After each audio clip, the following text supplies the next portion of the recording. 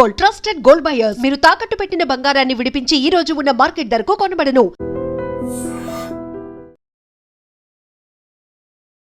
నమస్తే, welcome to I dream social spotlight with కవిత.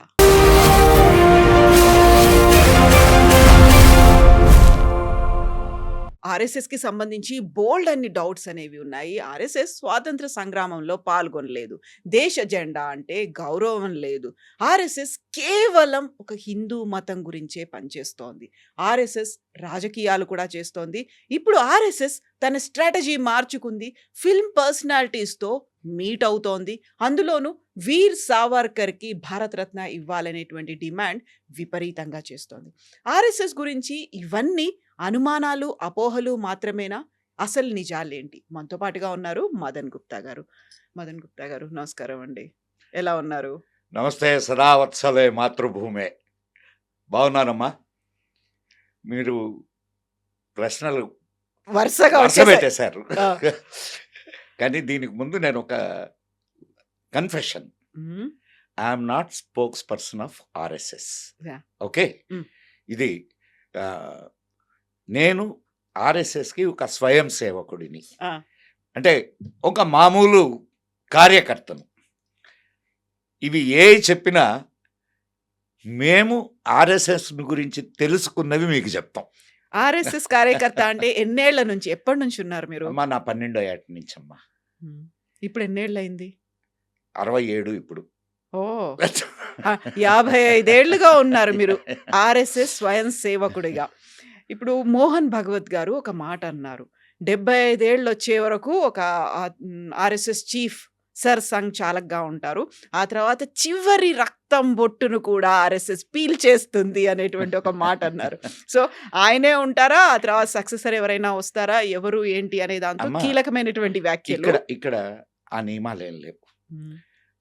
సరసంఘ చాలక్గా ఎవరైతే ఉంటారో వాళ్ళు ఇక నేను ఈ బాధ్యతను నిర్వహించలేను, కంటిన్యూ చేయలేను అనుకున్నప్పుడు వాళ్ళు వారి తర్వాతి వారికి ఆ బాధ్యతను అప్పగించి వారు విశ్రాంతికి వెళ్తారు.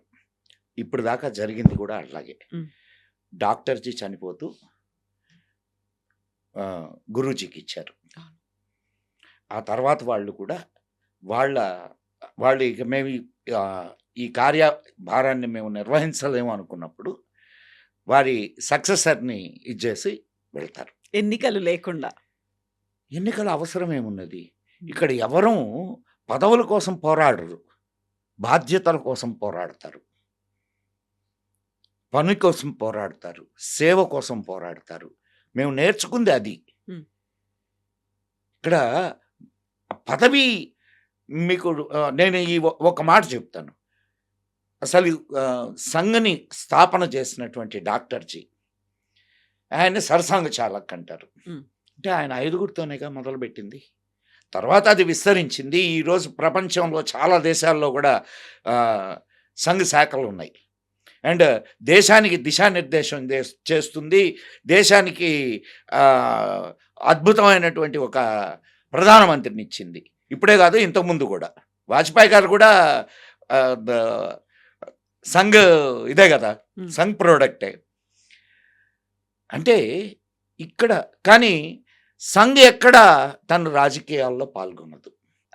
ఇక్కడే డౌట్ వస్తుంది కదా, రాజకీయాల్లో పాల్గొనదు, కాకపోతే రాజకీయాలు చేస్తుంది.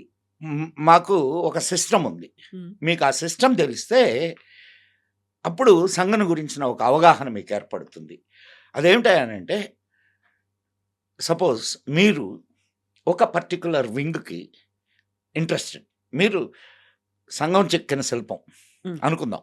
అంటే ఐ మీన్ ఆ ఆశయాలు, దానికి ఐడియాలజీ ఇవన్నీ ఉంటాయి కదా, వాటిలన్నీ మీలో నిండి ఉన్నాయి. మీరు ఒక పర్టికులర్ సెగ్మెంట్ తీసుకొని ఈ సెగ్మెంట్లో నేను సేవ చేస్తాను అని అనుకున్నారు. అది సంఘకి సేవ కాదా? సంఘానికి సేవ కాదా? లెటస్ సే ఒకరు ఈ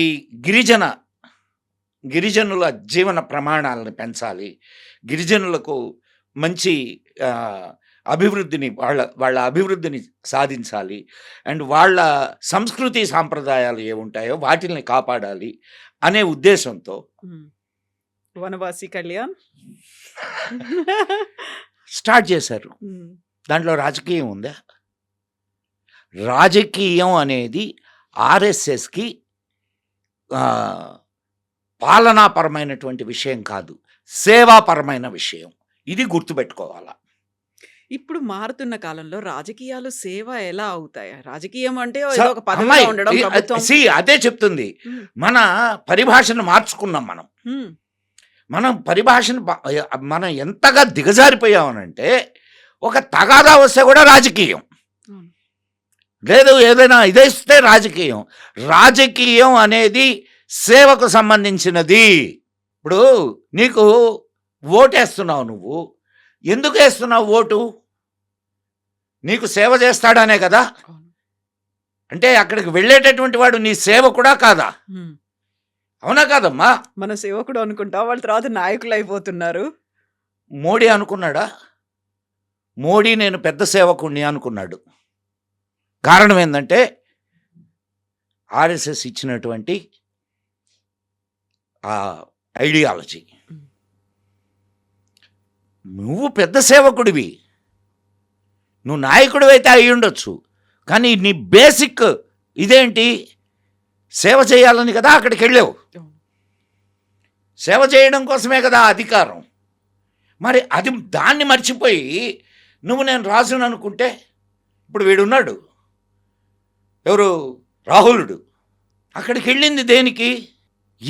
ఏ ప్రమాణాల కోసం వెళ్ళావు అక్కడికి? సేవ చేస్తామని వెళ్ళావా? నాయకత్వం కోసం వెళ్ళారు. నాయకత్వం, ప్రతిపక్షం అని అంటే ఏంది చెప్పమ్మా నాకు? ప్రభుత్వం ఏమైనా తప్పులు చేస్తే ఆ లోపాలను ఎత్తి చూపించడం, ప్రజల కోసం అనేది పనిచేస్తూ వాళ్ళ వాయిస్ని అంటే వినిపించడం. వాళ్ళు మంచి చేస్తే, తప్పులు చేస్తే సరే నువ్వు ప్రశ్నించవచ్చు, మంచి చేస్తే మంచి చేస్తే చేస్తూ ఉంటే. ప్రజల కోసం యాక్సెప్ట్ చేయాలి దాన్ని. ఇప్పుడు జరుగుతున్నది ఏమిటి? 4 రోజుల నుంచి సభ జరుగుతున్నదా? ఎంత లాస్ దానివల్ల? ఐడియాలజీ లేకపోవడం వల్ల జరిగేటటువంటి పరిణామం ఏందో మనం రాహుల్జీని చూస్తే తెలుస్తుంది.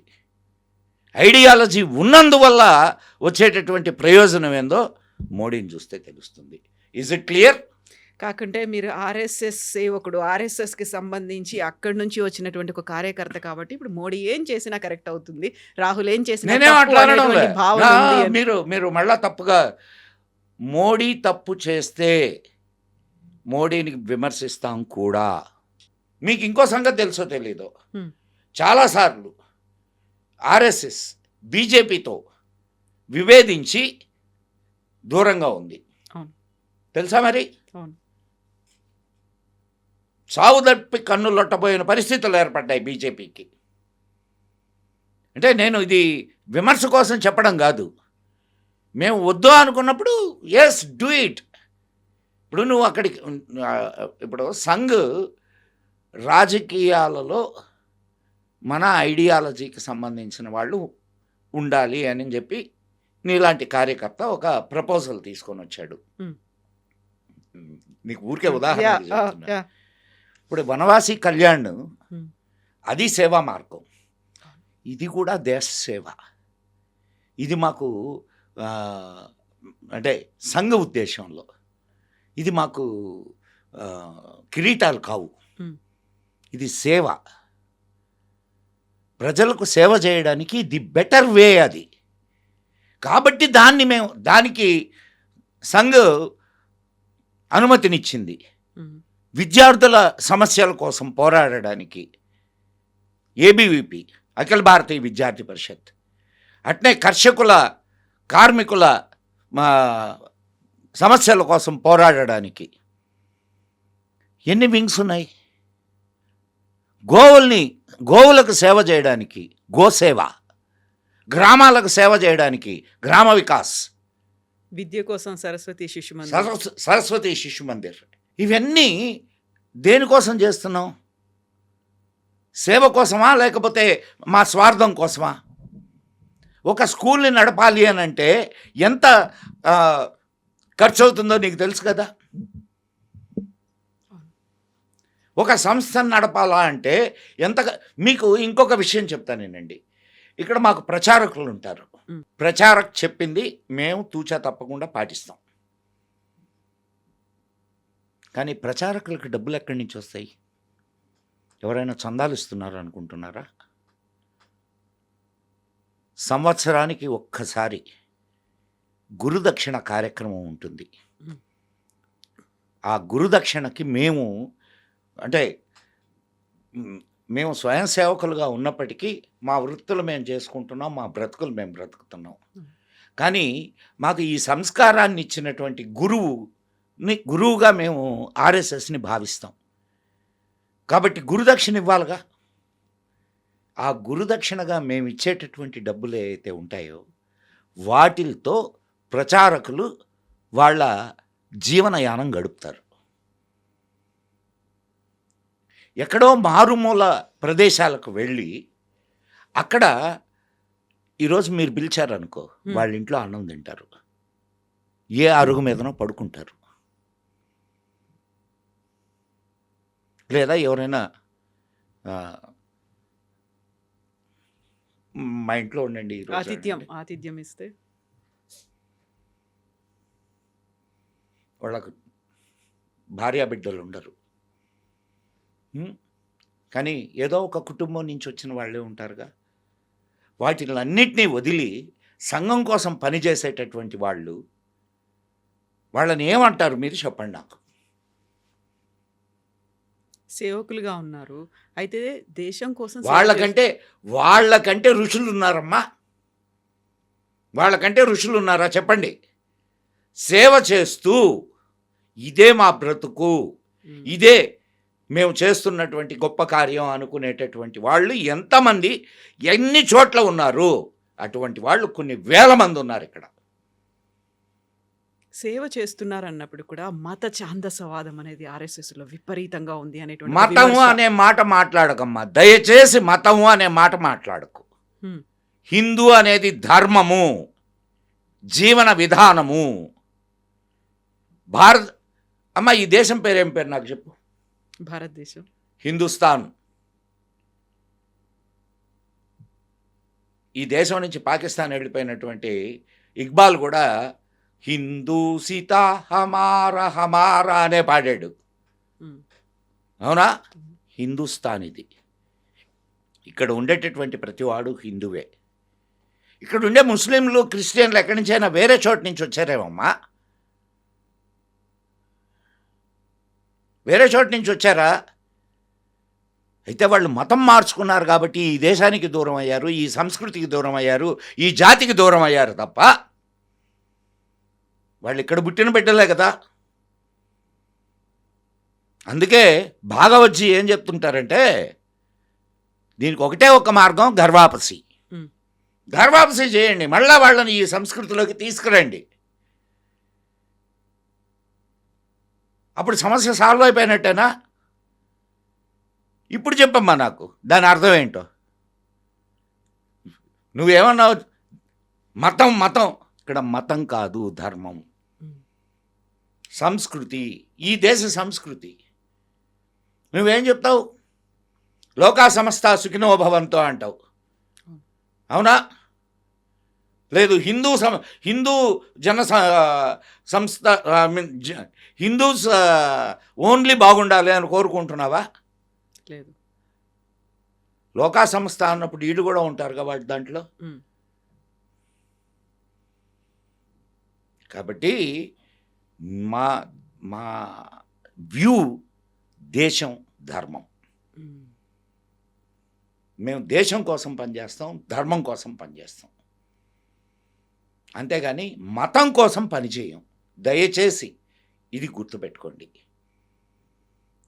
ఈ జాతి నుంచి దూరం అయినటువంటి వాళ్ళు మళ్ళా ఈ సంస్కృతిలోకి వస్తామనంటే సహర్షంగా, మీకు తెలుసో తెలీదో, జార్ఖండ్లో మన ట్రైబల్ ఏరియాస్లో అక్కడ ఎమ్మెల్యే నిన్న ఒక 2 days బ్యాకో 3 days బ్యాకో ఆమె 56 మందిని క్రిస్టియన్స్ని మళ్ళా వాళ్ళ పూర్వమతంలోకి తీసుకొని వచ్చింది. హ్మ్. ఎట్లా? కాళ్ళు కడిగి. అవును. చూసాం. ఆ ప్లేట్‌లలో పెట్టి కాళ్ళకి కడిగి. హ్మ్. మరి దీన్నేమంటారు చెప్పండి నాకు? జేఎన్‌యూ, ఢిల్లీ. ఢిల్లీ. ఆ! భారత్ తేరే టుకడే హోంగే ఇన్షా అల్లా అని మాట్లాడినటువంటి వాళ్ళు ఈ జాతి బిడ్డలు కాదా? వాళ్లకు ఆ ఆ ఆ భావజాలం ఎక్కడి నుంచి వచ్చింది? మతం మారడం వల్ల కాదు.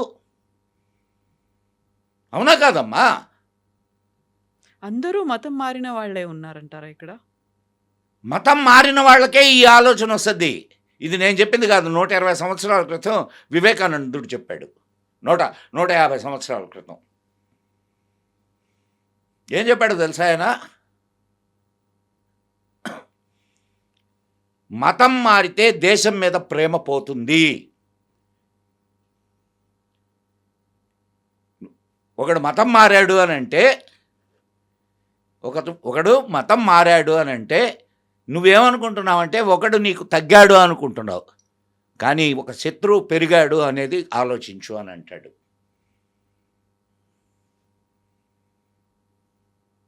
దాని అర్థం ఏంటి? మతం మారడం వల్ల ఈ దేశం మీద ప్రేమ పోతుంది. ధర్మం మారడం వలన ఈ దేశం మీద ప్రేమ పోతుంది. నీకు అక్కడ ఏం బోధిస్తున్నారు? అమ్మాయి లేకపోతే ఎక్కడో పాలస్తీనాలో గొడవలు జరిగితే ఇక్కడ దోచుకునేటటువంటి ఎన్ని సంఘటనలు ఉన్నాయి. ఇక్కడ గొడవలు చేసేటటువంటి వాళ్ళు ఎంతమంది ఉన్నారు? నీకేం సంబంధం పాలస్తీనాకి నీకు?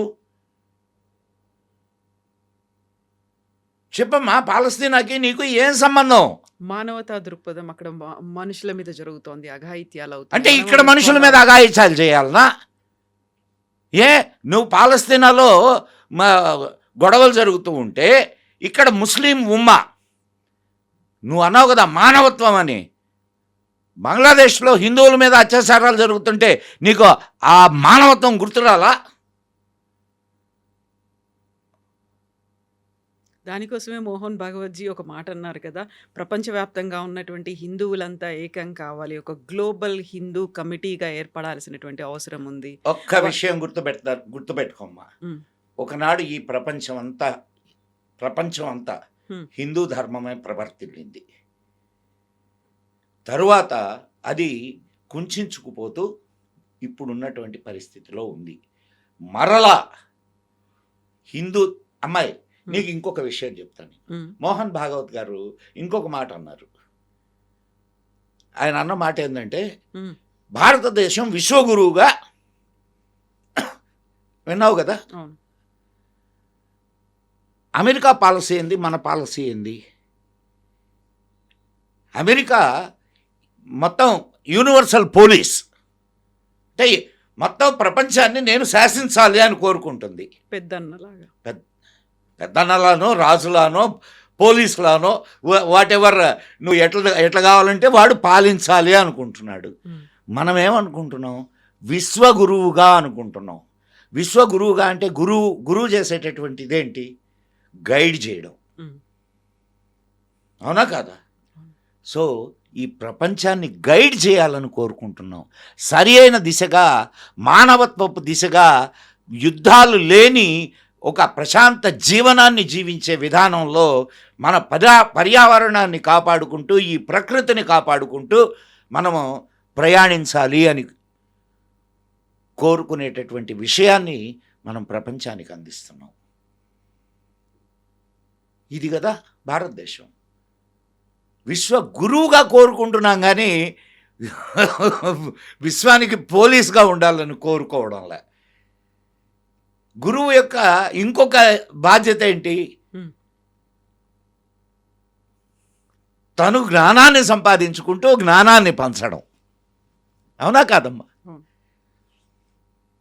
నిత్య విద్యార్థిగా ఉంటూ మరి జ్ఞానాన్ని హిందూ ధర్మం, మళ్ళా చెప్తున్నా, హిందూ ధర్మానికి ఒక ప్రవక్త లేడు, ఒక పుస్తకం లేదు. కొన్ని లక్షల గ్రంథాలు ఉన్నాయి నీకు. ఎంతోమంది ఋషులు వాళ్ళు దర్శించినటువంటి వాళ్ళ జీవిత కాలంలో వాళ్ళు అనుభవించినటువంటి వాళ్ళు దర్శించినటువంటి సత్యాలను రికార్డు చేసి, అరే ఇదిగో ఇది మంచిది, దీన్ని ఆచరించండి అని చెప్పారు. అలా ఈ ధర్మం ముందుకు నడుస్తూ ఉంది.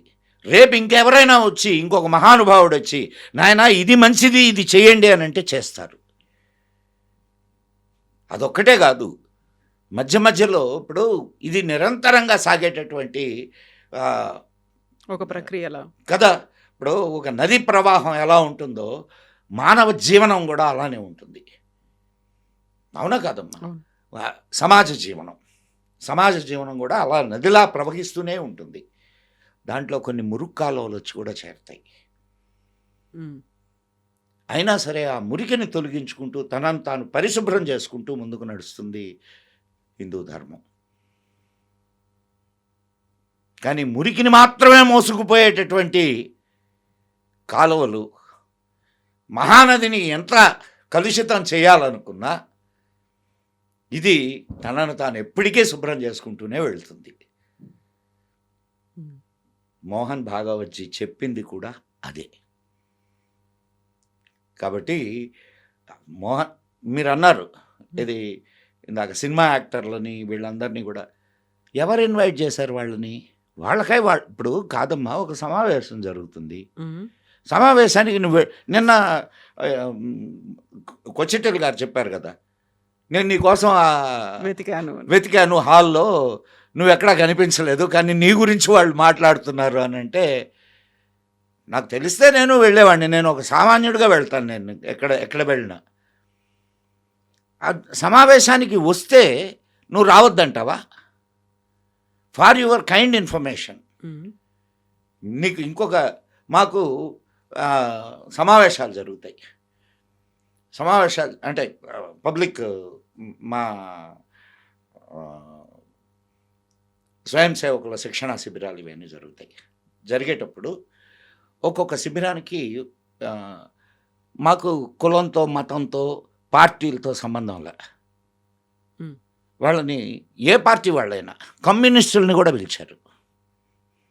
అండ్ అట్లానే మన డాక్టర్ అంబేద్కర్ గారిని పిలిచారు. డాక్టర్ అంబేద్కర్ గారు విజిట్ చేసి చెప్పిన మాట ఏందో తెలుసా?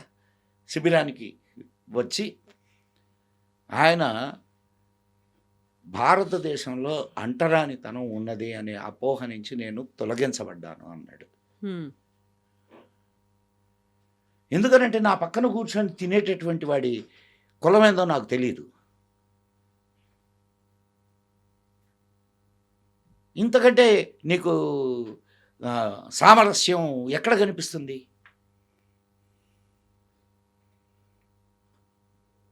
ప్రణబ్ ముఖర్జీ కూడా అటెండ్ అయ్యారు కదా. మరి ఆయన ఎవరు? ఆయన మా పార్టీ కాదు, మా ఐడియాలజీ కాదు. అంటే మా పార్టీ అంటే మాకు పార్టీ లేదనుకోండి. అయితే ఆర్ఎస్ఎస్ 100 ఏళ్ళు కంప్లీట్ చేసుకుంది. బట్ ఆ 100 ఏళ్లకు ముందు ఎప్పుడైతే ఏర్పాటు జరిగిందో అప్పుడు దేశం కోసం, ధర్మం కోసం అనేది ఏర్పాటు. అమ్మా, అంతకుముందు దేంట్లో ఉన్నారు డాక్టర్ జీ? కాంగ్రెస్లో ఉన్నారు. మరి అంటే కాంగ్రెస్లో ఉంటే సత్పురుషుడు, బయటకు వస్తే దుర్మార్గుడా?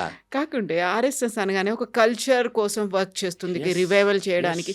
స్వాతంత్ర సంగ్రామంలో ఆర్ఎస్ఎస్ పాత్ర ఏంటి? అసలు పాల్గొనలేదా? అసలు ఎక్కడా లేదు అనేటువంటి మాటలు. కాంగ్రెస్ పాల్గొనలేదా?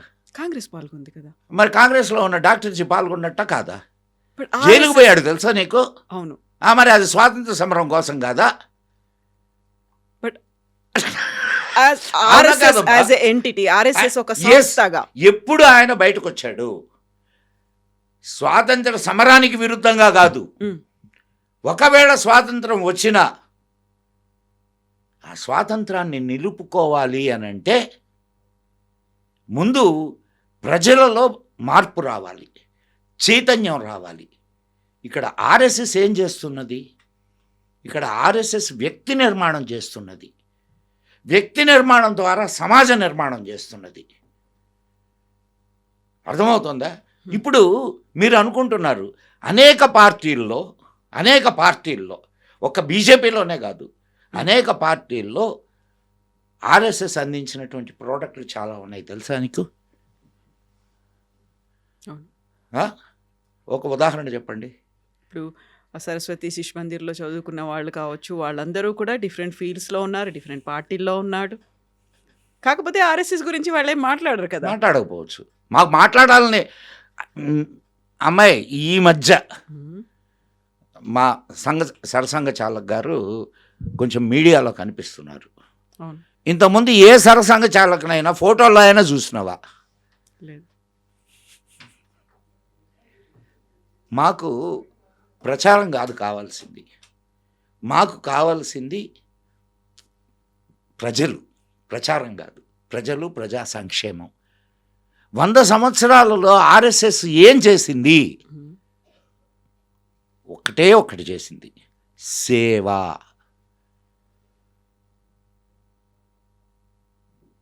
భారతదేశంలో జరిగిన అన్ని కలామిటీస్లో, అన్ని ప్రమాదాలలో ఆర్ఎస్ఎస్ ఉందా లేదా? ఉమ్, ఉందా లేదా? ఉంది. నీ స్వాతంత్ర సమాధానం చెప్పానా లేదా? ఆర్ఎస్ఎస్ ఎప్పుడు దేశం కోసమే నిలబడింది, ధర్మం కోసమే నిలబడింది. ఆర్ఎస్ఎస్ స్వాతంత్ర సంగ్రామంలో ఉన్నదా లేదా అనే దాంతో పాటుగా జాతీయ జెండాని వాళ్ళ కేంద్ర కార్యాలయం నాగపూర్లో 1990s దాకా ఎగిరేయలేదు. అది సుప్రీంకోర్టు ఆర్డర్ వచ్చిన తర్వాతే ఎగిరేసింది. అసలు ఆ జాతీయ జెండా మీద గౌరవం లేని ఒక ఆర్ఎస్ఎస్ దేశం కోసం గౌరవం లేదని ఎందుకు అనుకుంటున్నావు? గౌరవం లేదని ఎందుకు అనుకుంటున్నావు? ఈరోజు కూడా మా కార్యక్రమాలు, అంటే ఏమైనా కార్యక్రమాలు జరిగితే, ఏ కార్యక్రమాలు జరిగినా అండ్ జాతీయ గీతంతో ముగుస్తాయి. అంటే నేను సంఘ కార్యక్రమాలు గురించి కాదు నేను చెప్తుంది, సంఘ వాళ్ళు బయట చేస్తున్నటువంటి కార్యక్రమాలు. జాతీయ గీతాన్ని మేము పాడతాం, జాతీయ జెండాకి మేము వందనం చేస్తాం. అది ఏ జెండా అయినా కానీ నా దేశపు జెండా. అది మా జెండాలు అజెండాలు వేరే అయి ఉండొచ్చు, కానీ అది నా దేశపు జెండా. అది నా దేశపు గీతం. దాని వెనక ఎన్నైనా విషయాలు ఉండొచ్చు.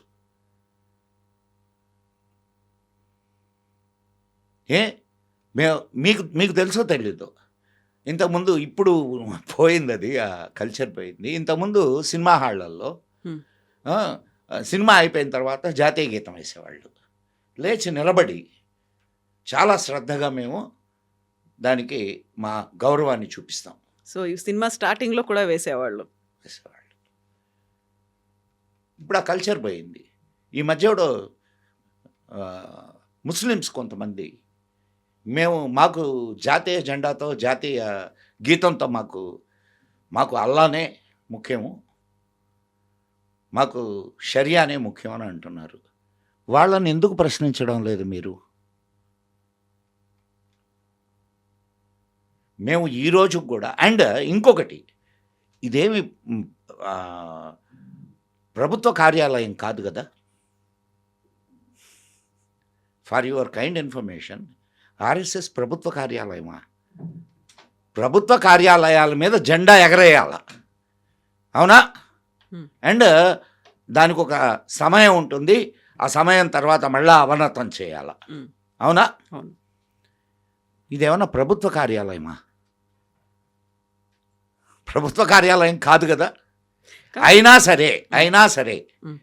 సరే మాకు దేశం మీద ఉన్న గౌరవం, మాకు జాతి మీద ఉన్న ప్రేమ, ఆగస్టు 15, జనవరి 26 ఈ 2 సార్లు జెండా ఎగరేస్తాం. మా భవనాల మీద ఎగరేయకపోవచ్చు, కానీ మేము బయట ఎగరేసి మా శ్రద్ధను తెలుపుతాం. 1990s దాకా ఎందుకని కేవలం ఆర్ఎస్ఎస్ ధ్వజం ఏదైతే ఉందో అది మాత్రమే ఎగిరేశారు, జెండాని ఎగిరేయలేదు అని? అమ్మా, అది ఎవరి ధ్వజం అమ్మా? అది ఎవరి ధ్వజం? కాషాయ ధ్వజం ఆర్ఎస్ఎస్ది. అది ఆర్ఎస్ఎస్ ధ్వజమా? అది ఈ దేశపు ఆత్మను తెలిపేటటువంటి ధ్వజం. అది కాషాయ ధ్వజం ఆర్ఎస్ఎస్ది కాదు, గుర్తుపెట్టుకోండి. దేవాలయాలు అన్నిటి మీద కాషాయ ధ్వజం ఎందుకు ఎగురుతుంది చెప్పండి నాకు. మీరు ఇదే మాట ఒక ముస్లిం సంస్థను ఎందుకు ప్రశ్నించరు? ఇప్పుడు భారతదేశం విడిపోవడానికి కారణం ఎవరు? అదే ఆ సంస్థ పేరుతోనే ఈరోజు కూడా భారతదేశంలో రాజకీయాలు జరుగుతున్నాయి. ఏనాడైనా వాళ్ళు భారతదేశపు జెండాను ఎగరేశారా?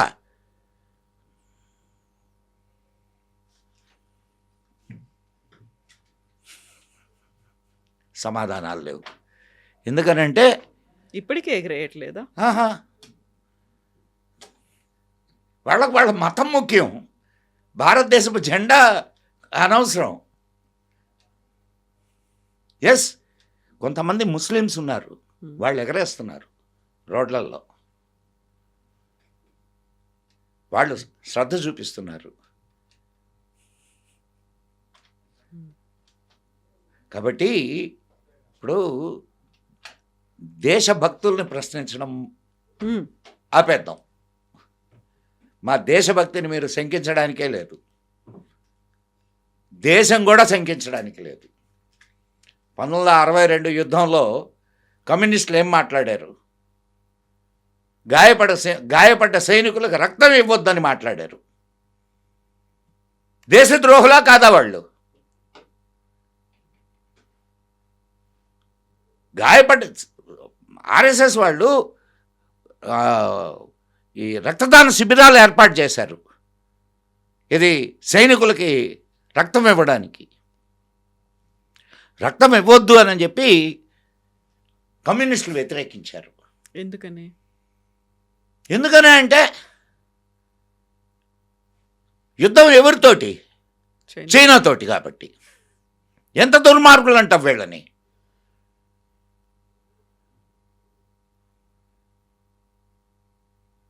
సో అదొకటే కాదు, ఆనాడు సైనికులకు కావాల్సినటువంటి ఆహార పదార్థాలను అందించారు. అండ్ ఢిల్లీలో ట్రాఫిక్ నియంత్రణ అంతా కూడా ఆర్ఎస్ఎస్ చేసింది. ఆ యుద్ధం తర్వాత మన ఈ ఆగస్ట్ 15 మార్చ్ ఫాస్ట్ ఉంటుంది కదా, మార్చ్ ఫాస్ట్లో పార్టిసిపేట్ చేశారు కవాతులో.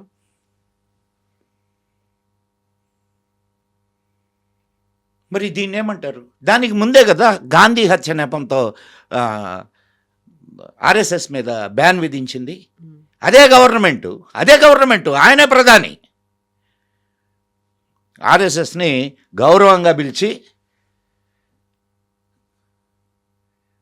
కవాతులోకి ఇచ్చేశారు. సో ఆర్ఎస్ఎస్ దూషణ భూషణ తిరస్కారములకు ఎప్పుడు ఒక్కటే గుర్తుపెట్టుకోమ్మా, నేను ఎమర్జెన్సీ సమయంలో ఉన్నవాడిని.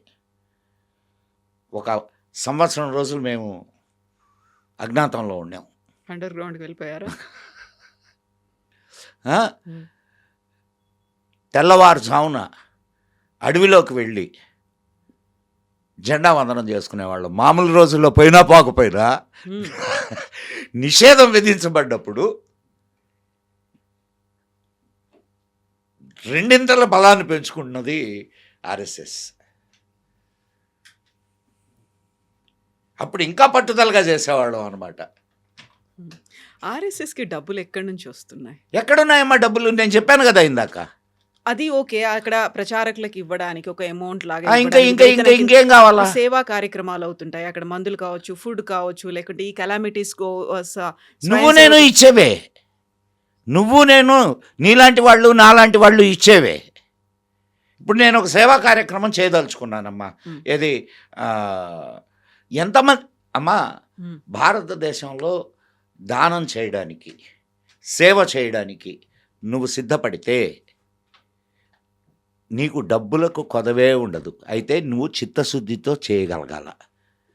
ఆర్ఎస్ఎస్ ప్రతి ఒక్కడికి తెలుసు ఆర్ఎస్ఎస్ చిత్తశుద్ధితో సేవ చేస్తుంది అని.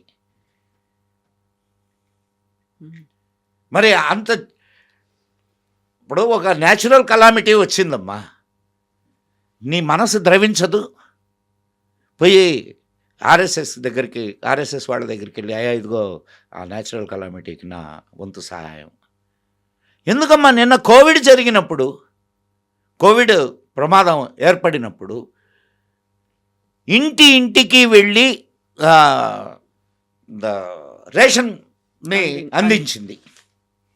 మరి ఇది ఏ రాజకీయ పార్టీ చేసింది? ఏ రాజకీయ పార్టీ ఈ పని చేసింది? ఎన్ని శరణాలయాలు నడుపుతున్నది? వీటన్నిటికీ డబ్బు ఎక్కడి నుంచి వస్తుంది అని అంటే మేమేమి నల్లధనం లేదు మా దగ్గర. మేము సంపాదించిన దాంట్లో మేమే కాదు, ఈ దేశంలో సేవ చేయాలి అనుకునేటటువంటి వాళ్ళు కోట్లల్లో ఉన్నారు. నిన్న రామాలయం కట్టాలనుకుంటే ఎవడు కట్టాడమ్మా? గవర్నమెంట్ ₹1 ఇస్తే రామాలయం నిర్మాణం అయిందా? చెప్పమ్మా. అంతా భక్తులే ఇచ్చారు స్వచ్ఛందంగా నీ రూపాయింది, నా రూపాయింది. అలాగే సేవ చేయడానికి కూడా ఆర్ఎస్ఎస్కి మనసున్నటువంటి మనుషులు చాలామంది ఉన్నారు. వాళ్ళు సహాయం చేస్తున్నారు, సహాయ కార్యక్రమాలు, సేవా కార్యక్రమాలు నడుస్తున్నాయి. ఎన్ని సరస్వతి శిశు మందిర్లు నడుస్తున్నాయి, ఎన్ని వనవాసి కళ్యాణ ఆశ్రమాలు నడుస్తున్నాయి, వేలల్లో ఉన్నాయి. ఎట్లా నడుస్తున్నాయి? ఏనాడు ప్రభుత్వ సహాయం కోసం ఎదురు చూడలేదు, ఆశించలేదు. ఈనాడు మా ప్రభుత్వం ఉన్నా కానీ, ఈనాడు మా ప్రభుత్వం కాదు, మా వాళ్ళ ప్రభుత్వం ఉన్నా కానీ, అంటే మా ఐడియాలజీతో ఉన్న ప్రభుత్వం ఉన్నా కానీ. మోహన్ భాగవత్జీ ఒక మాట అన్నారు, అచ్చే దిన్ అనేది ఆర్ఎస్ఎస్ తీసుకొచ్చింది, బీజేపీ కాదు. ఆర్ఎస్ఎస్ ఫస్ట్ దాన్ని ఉపయోగించింది, అది రావాలని ఆకాంక్షించింది. अच्छे दिन के आकांक्षा करना कोई गलत है क्या?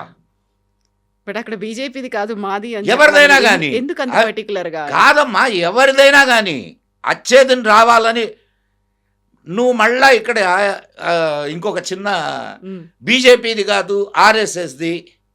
బట్ ఈ రోజు కూడా కాదు, ఈ రోజు కూడా అత్యున్నత స్థానంలో ఉన్న మోడీ శాఖకు వెళ్తే నమస్తే సదావత్సలే మాతృభూమి అని పాడాల్సిందే. అవును, మరి ఆయన ఎవరు? అమ్మాయి మంచి మాట, నేను మంచి మాట చెప్పానమ్మా, ఒక మంచి మాట చెప్పా. నేను ఈ మంచి మాట చెప్పానని చెప్పుకోవడంలో తప్పేంది? బట్ అది పర్టికులర్గా ఆయన 100 ఏళ్ల సెలబ్రేషన్స్ జరుపుకుంటున్న టైంలో బీజేపీది కాదు అది మాదే అని చెప్పడం అనేది అవును, ఎందుకంత ప్రాధాన్యత? బీజేపీ కూడా మాదే కదా. ఓకే, ఇప్పుడు అదే సమయంలో ముంబైలో 2 రోజుల కార్యవర్గ సమావేశాలు ఇవి అయినప్పుడు మాట్లాడినటువంటి మోహన్ భాగవత్జీ ఒక మాట అన్నారు, వీర్ సావర్కర్కి భారతరత్న ఇవ్వాల్సిందే అనేటువంటి మాట. ఈ మాట గతంలో బీజేపీ చెప్తూ వచ్చింది, ఆ తర్వాత మహారాష్ట్ర మేనిఫెస్టోలో కూడా ఆ మాట చెప్పారు. ఇప్పుడు పర్టికులర్గా ఆయన విత్ లౌడ్ వాయిస్ ఆయన ఇవ్వాల్సిందే అనేటువంటి ఒక మాట. ఆయన ఇంకో మాట కూడా అన్నాడు, చెప్పండి. నేను ఆ కమిటీలో లేను అన్నాడు. భారతరత్న అనౌన్స్ చేసే కమిటీలో నేను లేను, ఉండడు. బట్ వీర్ సావర్కర్ నీకు దీన్ని బట్టి నువ్వు ఒకటి అర్థం చేసుకోవాలి. ఆర్ఎస్ఎస్ నిర్వాహకులు ఎవరైతే ఉన్నారో, అంటే ప్రచారకులు కానీ, వాళ్ళు వేరే వాటిల్లోకి వెళితే ఆర్ఎస్ఎస్లో బాధ్యతలు ఉండవు. అవును, కాకపోతే వాళ్ళు కమాండింగ్ పొజిషన్లో ఉంటారు, వాళ్ళు ఏదైతే చెప్తారో అది ఖచ్చితంగా జరిగి తీరుతుంది, వాళ్ళు ఫాలో అవుతారు పాలకులు అనేది. మంచే చెప్పాంగా, చెడు చెప్పలేదుగా. వీర సావర్కర్కి అసలు నేను ఒక మాట అంటాను, మ్మ్. వీర సావర్కర్ని గౌరవించుకోవడం అనేది జాతిని గౌరవించుకోవడం. ఆయనకి పురస్కారం ఇస్తే ఆ పురస్కారానికి గౌరవం, అంతేగాని వీర సావర్కర్కి ఏమి అది వచ్చినందువల్ల పెరిగేది లేదు, అది రాకపోయినందువల్ల తరిగేది లేదు. ఏ పురస్కారం ఇద్దాం అనుకున్నారు? భారతరత్న ఇవ్వండి అని. మ్మ్. భారతరత్న ఇంతకుముందు ఎవరికి ఇచ్చారు? నెహ్రూ గారికి భారతరత్న ఇచ్చారు. ఇచ్చారా, పుచ్చుకున్నారా? సెల్ఫ్ నామినేట్ చేసుకున్నారా? సెల్ఫ్ నామినేట్ చేసుకున్నారు. ఇందిరాగాంధీ అండ్ నెహ్రూ గారు ఇద్దరు సెల్ఫ్ నామినేటెడ్ భారతరత్నాస్. ఈయనకు భారతరత్న ఇవ్వాలని ఎక్కడి నుంచి వాయిస్ వస్తున్నది? ప్రజల నుంచి. వాళ్ళకు తెలుసు, ప్రజలు వీళ్ళకు భారతరత్న నెహ్రూకి ఇవ్వాలని ఎవరు కోరుకోరు. ఆ సంగతి నెహ్రూకి తెలిసే నేను భారతరత్నకు నామినేట్ చేసుకుంటున్నానని ఇచ్చేశాడు. కాదమ్మా, ఆయన పేరేందమ్మా? ఎవరిది? సావర్కర్, వీర సావర్కర్. ఆయన బిరుదు ఏంది? అది వీర ఇంకెవరికైనా మీరు మొత్తం మన దేశం కోసం పోరాడినటువంటి వాళ్ళల్లో ఎవరికైనా ఈ వీర అనే పదం ఉందేమో చెప్పండి నాకు. ఆయన పడ్డ కష్టాలు అన్యాయంగా. ఆయన 4 సంవత్సరాలు అదేది జైలు కాలాపాని కాదు, రత్నగిరి జైల్లో ఉన్నారు. 4 సంవత్సరాలు రత్నగిరి జైల్లో ఉన్నారు. 10 సంవత్సరాలు అండమాన్ జైల్లో ఉన్నారు. దాన్ని కాలాపాని అంటారు, కాలాపాని శిక్ష. ఎట్లుంటాయి తెలుసా శిక్షలు? అతి భయంకరంగా ఉంటాయి. అంత భయంకరమైన శిక్షను అనుభవిస్తూ కూడా ఆయన తన గోడల మీద రాశారు కవితలు. తన తోటి ఖైదీలకి ఆ కవితలు వినిపించేవాడు, వాళ్ళల్లో ఉత్తేజాన్ని రేకెత్తించేవాడు. ఆత్మహత్య చేసుకుంటాం అనుకున్నటువంటి ఖైదీలను కూడా ఆయన ఉద్బోధనలతో ఆత్మహత్యా ప్రయత్నాన్ని విరమించుకునేవాళ్ళు. దేనికోసం చేశాడమ్మా ఆయన? దేనికోసం అరెస్ట్ అయ్యాడు? 1857లో 1800 మొదటి స్వాతంత్ర సంగ్రామం 1857 అనే పుస్తకం రాశాడు ఆయన. తెలుసా నీకు? విన్నావా ఎప్పుడైనా? అది ఈ విప్లవ వీరులకు ఊపిరులూదినటువంటి పుస్తకం. యాక్చువల్గా మనకేం చెప్తారా అంటే మన టెక్స్ట్ బుక్లో మేము కూడా చదువుకున్నాం కదా, మీరే కదా, మేము కూడా చదువుకున్నాం. ఏమని చెప్తారనంటే సిపాయిల తిరుగుబాటు అని చెప్తారు. సిపాయిల తిరుగుబాటు కాదు, అది మొదటి స్వాతంత్ర సంగ్రామం 1857. ఆ పుస్తకాన్ని నిషేధించారు తెలుసా? నిషేధిస్తే మేడం కామా దాన్ని వేరే దేశంలో ముద్రించి దాని అట్టలు మార్చి ఇక్కడ స్వాతంత్ర వీరులకు దాన్ని పంపిణీ చేసింది. కాలాపానీలో ఆయన అంత భయంకరమైన శిక్షను అనుభవిస్తే ఆయనకు భారతరత్న ఇవ్వడానికి ఈ కుహనావాదులు అభ్యంతరాలు తెలుపుతున్నారు. నెహ్రూ అనేటటువంటి వాడు 3 రోజులు నాభా జైల్లో ఉంటే, నాభా జైలు చాలా పంజాబ్లో నాభా అనేది ఒక పట్టణం అమ్మ.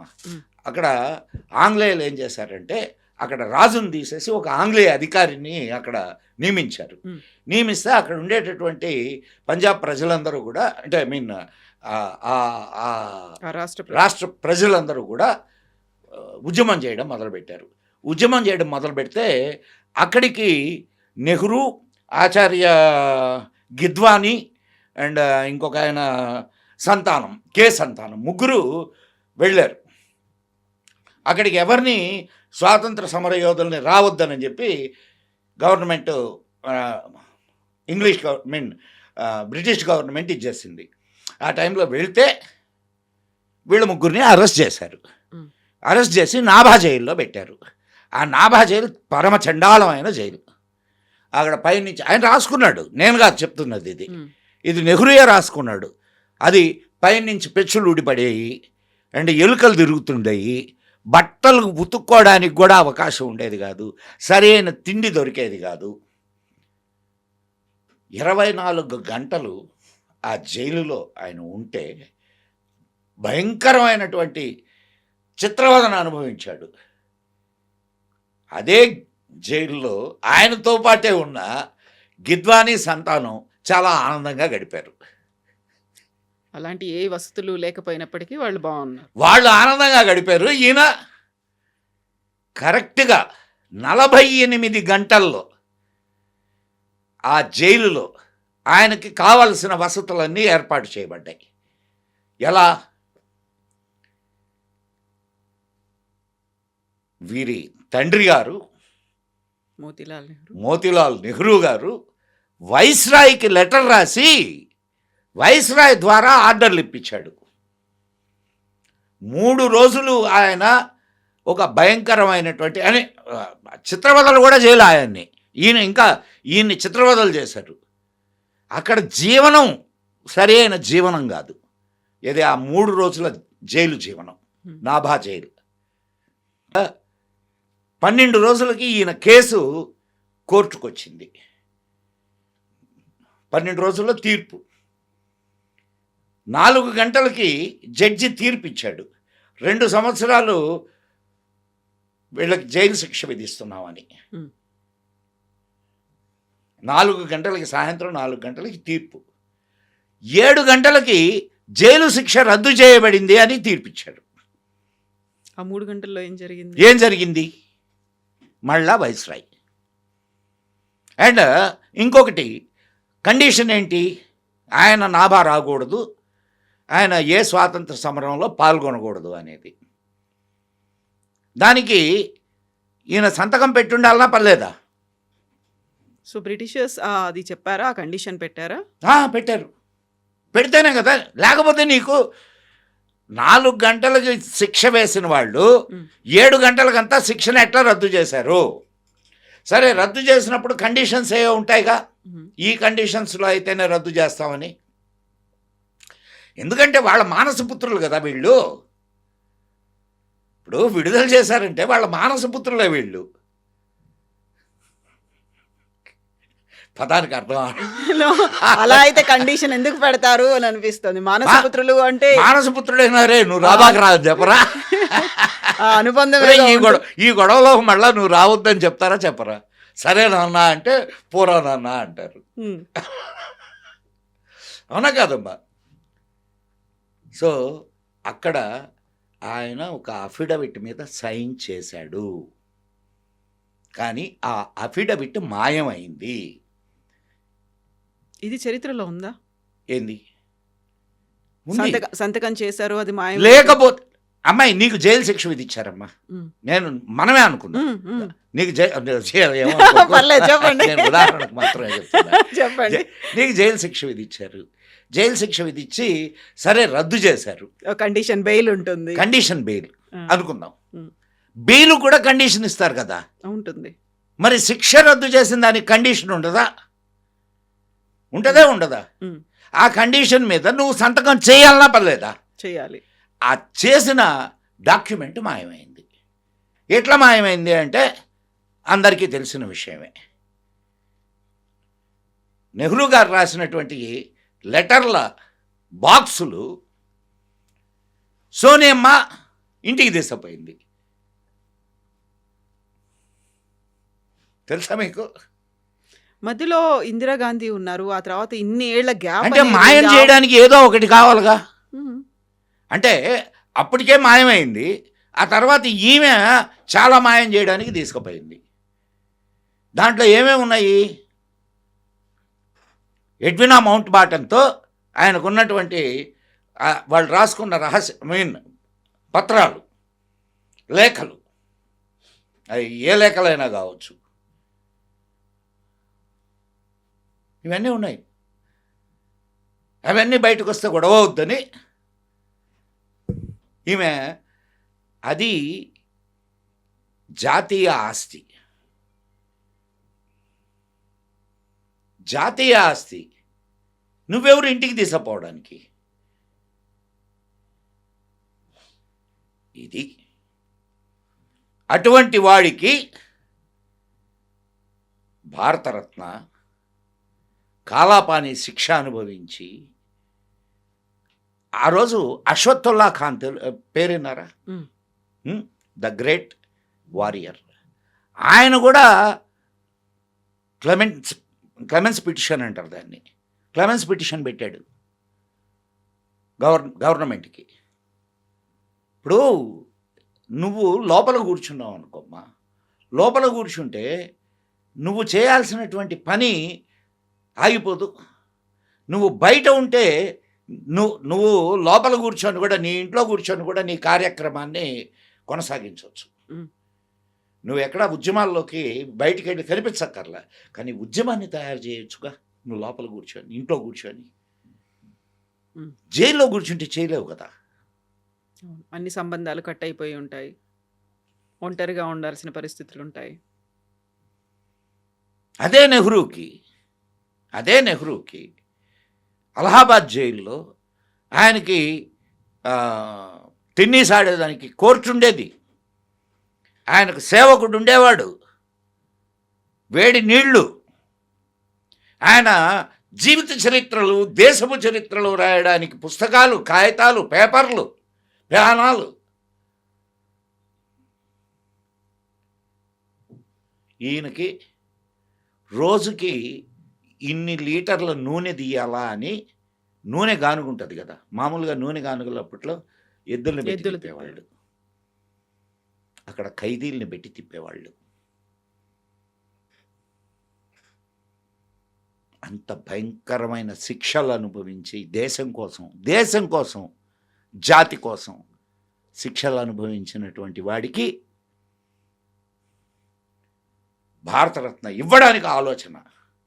ఇస్తామంటే విమర్శలు.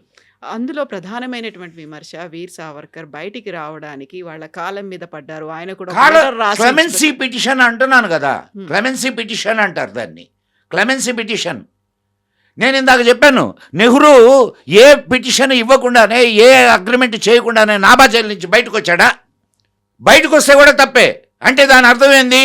బ్రిటిషర్స్తో కలిశాడు, కుమ్మక్కయ్యాడు అని కదా. అటువంటి వాడికి భారతరత్న ఒక ఆలోచనతో, ఒక కూటనీతితో బయటకు వచ్చి మళ్ళా స్వాతంత్ర సమరాన్ని నడిపాడు ఈయన. ఆయన బయటకు వచ్చిన తర్వాత కూడా 13 సంవత్సరాలు ఆయన మీద నిఘా ఉండింది, తెలుసా మీకు? ఆయన బయటకు వచ్చిన తర్వాత కూడా 13 సంవత్సరాలు నిఘా ఉండింది ఆయన మీద, బ్రిటిష్ వాళ్ళ నిఘా. అండ్ ఆయన అన్న గణేష్ సావర్కర్ అదే జైలులో 1 సంవత్సరం రోజులు ఉన్నారు. అన్నదమ్ములిద్దరికీ తెలియదు, ఒకే జైల్లో ఉన్నారు, అన్నదమ్ములిద్దరికీ తెలియదు. అటువంటి కష్టాలు అనుభవించినటువంటి మహానుభావుడు, విప్లవ వీరుడు. ఆయన్ని గౌరవించుకోవడానికి మనం ఆలోచిస్తున్నాం. సిగ్గుపడాలి ఈ జాతి. అటువంటి మహావీరుణ్ణి గౌరవించుకోవాల్సినటువంటి గౌరవాన్ని మనం కోల్పోతున్నాం. మీకు అసలు కంపేర్ చేస్తే ఇది నెహ్రూ, గాంధీ వీళ్ళు చేసిన పోరాటానికి, సావర్కర్ చేసిన పోరాటానికి ఎంతమంది విప్లవ వీరులకి ఈయన ఊపిరులు ఊదాడమ్మా. ఎంతమంది విప్లవ వీరులని ఈయన తయారు చేశాడు. మీకు తెలుసా నారాయణ సావర్కర్ ఎందువల్ల చనిపోయాడో తెలుసా మీకు? వీళ్ళు చిత్పవన్ బ్రాహ్మిన్స్. గాడ్సే కూడా చిత్పవన్ బ్రాహ్మిన్. గాంధీని గాడ్సే చంపాడని కాంగ్రెస్ వాళ్ళు వెళ్ళి ఆయన రాళ్లతో కొట్టి చంపారు. నారాయణ సావర్కర్ని. వీళ్ళేందమ్మా శాంతి, అహింస, భారతదేశంలో జరిగిన ప్రతి గొడవ వెనుక కాంగ్రెస్ హస్తం ఉంది. వీళ్ళు అహింస ఢిల్లీలో జరిగిన సిక్కుల ఊచకోతలో ఎవరి హస్తం ఉంది? 12 ఓట్లు వచ్చిన ఈయనను పక్కన పెట్టి ఎవరిని, పటేల్ గారిని, నెహ్రూ ఎట్లా ప్రధాని అయ్యాడు? నెహ్రూని ఎవరు ప్రధానిని చేశారు? ప్రధానిని చేయడంలో పాత్ర ఎవరిది? అందరూ గాంధీని చూపిస్తారు, కానీ దీని వెనక బ్రిటిష్ వాళ్ళ హస్తం లేదంటావా? వాళ్ళకు కావలసిన మనిషిని తెచ్చి వాళ్ళు పెట్టుకున్నారు. వాళ్ళు పోయినా వాళ్ళ రాజ్యం పోకూడదు. ఇప్పటికీ పోవడం లేదుగా. మత మార్పిడి ఎవరి హయాం నుంచి మొదలైనవి? బ్రిటిష్ హయాం నుంచి మొదలైనవి ఎక్కడైనా ఆగినయ్యా? కాంగ్రెస్ హయాంలో కంటిన్యూ అయినాయిగా. అయినయే లేదమ్మా. ఇప్పుడు చరిత్ర ఒక్కొక్కరి దృష్టిలో ఒక్కో రకంగా ఎందుకు ఉంటుంది? చరిత్ర అనేది యాజ్ ఇట్ ఈస్ గా మనం ఎందుకు ఫాలో? చెప్పు, యాజ్ ఇట్ ఈస్ చరిత్ర ఏందో చెప్పు. నేననేది ఇప్పుడు యాజ్ ఇట్ ఈస్ చరిత్ర ఏందో చెప్పు. విభిన్నమైనటువంటి దృక్కోణాలు ఎందుకని కాదమ్మా, నువ్వు దేశహితం కోసం ఆలోచించేదే చరిత్ర. జరిగిన సంఘటనల్ని జరిగినట్టు మాట్లాడుకునేదే చరిత్ర. చరిత్ర ఎందుకు? చరిత్ర తెలుసుకుంటే మన భవిష్యత్ నిర్ణయాలని మనం సరిగ్గా తీసుకోగలం. చరిత్రని నువ్వు తప్పుడు చరిత్రను రాసుకుంటే భవిష్యత్ నిర్ణయాలని ఎంత చక్కగా తీసుకోగలమా? సరైన నిర్ణయాల్ని ఎవడో ఇంగ్లీష్ వాడు నీ చరిత్ర రాస్తే దాన్ని మనం మన చరిత్రగా మనం చదువుకుంటున్నామంటే ఇంతకంటే దౌర్భాగ్యం ఏమన్నా ఉందా? మరి చరిత్రను సరిచేసుకోవాల్సినటువంటి అవసరం లేదా మనకి? ఉందా లేదమ్మా? ఉంటుంది. మేము సరైన చరిత్రను మాట్లాడుతుంటే బాధ కలుగుతుంది. విమర్శలు వస్తాయి అమ్మా, విమర్శలు కూడా వస్తాయి. ఎందుకనంటే నిజాన్ని భరించే శక్తి అందరికీ ఉండదు. ఇప్పుడు దాకా నీకు ముఖాన గుడ్డ వేసి నీకు సినిమా చూపిస్తుంది, అదే నిజం అనుకొని అదే అపోహలో నువ్వు బ్రతుకుతూ ఉన్నావు. ఇప్పుడు నీకు నిజాలు తెలుస్తూ ఉంటే, ప్రజల్లో చైతన్యం వస్తూ ఉంటే ఖచ్చితంగా ఇప్పుడు నిన్ను ఆ అపోహలో పెట్టే కదా రాజ్యం వెళ్తా వచ్చారు 70 సంవత్సరాలు. మధ్యలో ఏదో ఒక 5-10 సంవత్సరాలు అట్లా పక్కన పెడితే 60 సంవత్సరాలు వాళ్ళే కదా రాజ్యం వెళ్ళారు. ఎట్లా రాజ్యం వెళ్ళారంటే నిన్ను మబ్బులో ఉంచి. ఇప్పుడు నిజాలు తెలుస్తున్నాయి కాబట్టి బాధపడతారు. ఇది నిజాలు తెలియడం కాదు, బలవంతంగా మీరు ఏదైతే అనుకున్నారో ఆ చరిత్రను రుద్దే ప్రయత్నం జరుగుతోంది అనేటువంటి ఒక అంటే విమర్శ కూడా అట్టయితే ఉంది. ఇంతకుముందు వాళ్ళు రుద్దింది బలవంతంగా రుద్దిన చరిత్ర అని ఒప్పుకుంటున్నావా? ఇప్పటిదాకా వస్తున్నవి అవే కదా. అదే మొత్తం అంటే అంతా బలవంతంగానే కదా రుద్దారు. కాషాయ ఆనాడు కూడా పిఎన్ఓకున్నాడు, ఆయన తీసి పక్కన పెట్టారు. కోట వెంకటచలం ఉన్నాడు, ఆయన తీసి పక్కన పెట్టారు. ఆర్సి మజుందార్ ఉన్నాడు, ఆయన తీసి పక్కన పెట్టారు. వాళ్ళు నిజమైన చరిత్రలు రాస్తే వాళ్ళని పక్కన పెట్టారు.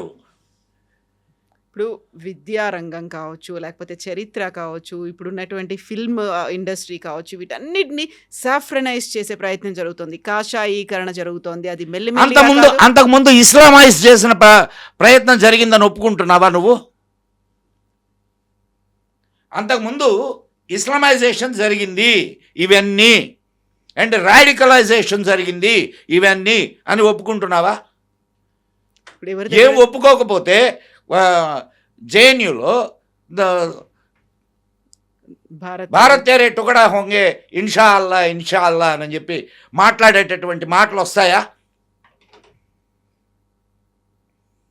ఇప్పుడు సాఫ్రనైజేషన్ అవసరమా కాదా చెప్పు నువ్వు నాకు. అవసరమా కాదని నువ్వే చెప్పు. నేను మిమ్మల్ని అడుగుతున్నాను. ఎందుకు అవసరం కాదు? ఏం సాఫ్రనైజేషన్ ఇంకొకరిని చంపమని చెప్పదు, కలిసి బ్రతకమని చెప్తుంది. కాకపోతే అదంతా ఒక ఆధిపత్యం లాగా ఎందుకు ఆధిపత్యం? ఆధిపత్యం లేకపోతే ఆధిపత్యం మంచిదైతే మంచి జరుగుద్ది. మంచి అనే ఇంటెన్షన్ ఉందా అక్కడ? మంచి జరగాలి అనే దాంతోనే మొత్తం ఇలా మంచి అనే ఇంటెన్షన్ లేకపోతే ఇంతమంది ఇప్పుడు అధిక సంఖ్యాకులు ఇక్కడ హిందువులు, మంచి అనే ఇంటెన్షన్ లేకపోతే ఇక్కడ వేరే మతస్థులు బ్రతికే వాళ్ళ? చెప్పమ్మా. ఆ మాట అన్నారు మోహన్ భగవత్. మేమున్నాము, అందుకే అందరినీ ఆహ్వానిస్తున్నాము, లేకుంటే అందరితో కలిసి Yes. పనిచేస్తున్నాము. ఇప్పుడు ఎందుకు నీ దేశం నుంచే ముక్కలైనటువంటి 2 దేశాలు ఉన్నాయి. అంటే ఒకటే దేశం, మళ్ళా తర్వాత రెండు ముక్కలుగా అక్కడ ఉన్నటువంటి హిందువులంతా ఏమయ్యారు? కలిసి బ్రతకగలుగుతున్నారా? మైనారిటీలు అయ్యారు, దాడులు జరుగుతున్నాయి. అండ్ ఇస్లామిక్ కంట్రీస్ అయితే ఉన్నాయో అక్కడ ఇంతకుముందు ఇస్లాంకు ముందు ఏ కల్చర్ ఉండింది? ఆ కల్చర్ ఏమైంది? ఆ మనుషులు ఏమయ్యారు? కానీ మెజారిటీ ఉన్నారు, పవర్ మా దగ్గరే ఉంది, అధికారం మా దగ్గరే ఉందని దాడులకు కూడా పాల్పడుతున్నారు బలవంతంగా. మెజారిటీ రెండవ రకం పౌరుడుగానే ఈనాటి వరకు బ్రతికాడు హిందువు. భారతదేశంలో కూడా, భారతదేశంలోనే నేను చెప్తుంది, ఎక్కడో బయట కాదు, భారతదేశంలోనే రెండవ తరగతి పౌరుడు. నీకెక్కడ ఏం హక్కులు ఉన్నాయి చెప్పు? ఆర్టికల్ 25A, ఆర్టికల్ 20, 26, 27, 29 ఏం చెప్తున్నాయి? నువ్వు నీ ధర్మాన్ని బోధించడానికి లేదు, నీ గుళ్ళు నీ కాదు. చెప్పమ్మా, దీనికి సమాధానం ఏది? అప్పుడు మళ్ళీ ఎండోమెంట్ యాక్ట్ని అబాలిష్ చేయాలి, మొత్తం అంతా మఠాధిపతులు, పీఠాధిపతులు. ఇది సెక్యులర్ దేశం అయినప్పుడు నా ఆరాధనా స్థలాలు నీ చేతిలో ఎందుకు ఉండాలి? ఇప్పుడు మోదీ గవర్నమెంట్ ఆ పద్ధతిని మారుస్తుందంటారా? ఏమో, మాకు సంబంధంలే. ఆర్ఎస్ఎస్ ఒత్తిడి తేదా? మాకు సంబంధంలే. మేము అడగాల్సినవి అడుగుతాం అంతే.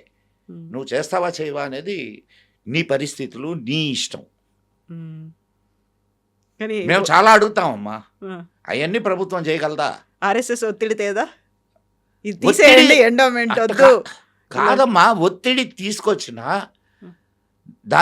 అటు కాదమ్మా. ఇప్పుడు మోడీ వచ్చి ఒక 12 ఏళ్ళు అంటే స్వాతంత్రం వచ్చిన తర్వాత తీసుకుంటే 70 సంవత్సరాల నుంచి పేరుకుపోయినటువంటి విషయం. ఈ రోజు వరకు మైనారిటీలు అనే దానికి నిర్వచనం లేదు మన రాజ్యాంగంలో. ఒకటి రాజ్యాంగాన్ని మారుస్తున్నారు, రాజ్యాంగాన్ని జరుపుతున్నారని ఒక ఎర్రట పుస్తకం పట్టుకొని తిరుగుతుంటాడు. మైనారిటీ అనే దానికి నిర్వచనం ఉందా? రాజ్యాంగంలోనే లేదు. ఎంత శాతం ఉంటే మైనారిటీలు అనే దానికి నిర్వచనం ఉందా? లేదు. మెజారిటీలు కాబట్టి వాళ్ళకు కావాల్సింది వాళ్ళు సాధించుకోవచ్చు, వాళ్ళకు కావాల్సిన వాళ్ళని ఎన్నుకోవచ్చు, వాళ్ళ కోరికల్ని వాళ్ళు తీర్చుకోవచ్చు. ఎక్కడ జరుగుతుంది? వీళ్ళు ఏం చేశారు? మైనారిటీలను ఒక్కరిని చేతిలో పట్టుకొని మెజారిటీలని విడగొట్టడం మొదలుపెట్టారు, కులాలుగా. అవునా కదా? ప్రాంతాలుగా కులాలుగా విడగొట్టి, అంటే ఇప్పుడు దాకా మైనారిటీలే పరిపాలించారు.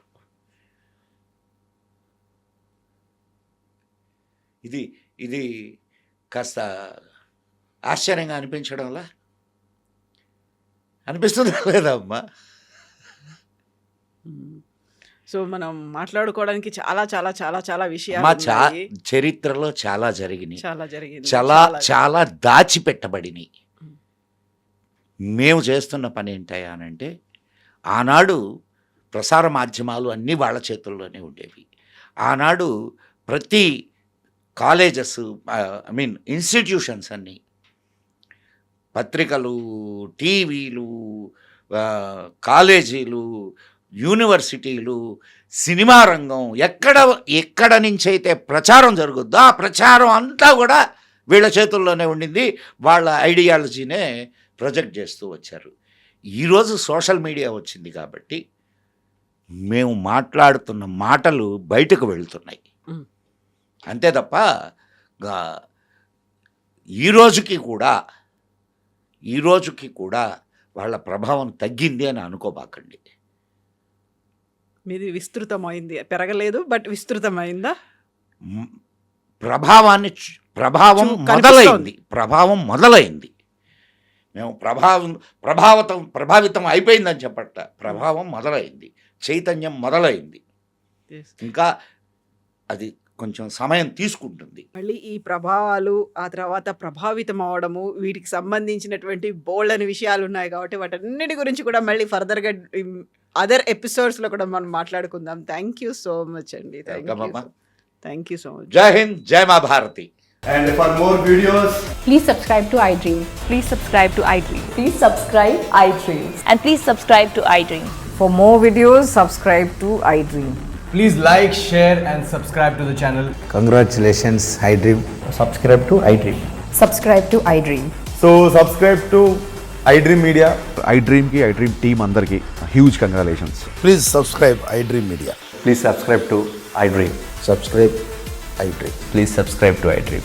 iDream అంటే నా కళల ఛానల్ సబ్స్క్రైబ్ చేసుకున్న నోరు తిరుగుతలేదు, మీరైతే గంట గుర్తు కొట్టండి. For more such videos, please subscribe to iDream. Subscribe to iDream. Please subscribe to iDream. Please subscribe iDream Media. Please do subscribe to iDream. Please subscribe to iDream Media. For best entertainment and information, please subscribe iDream. And don't forget to subscribe to iDream.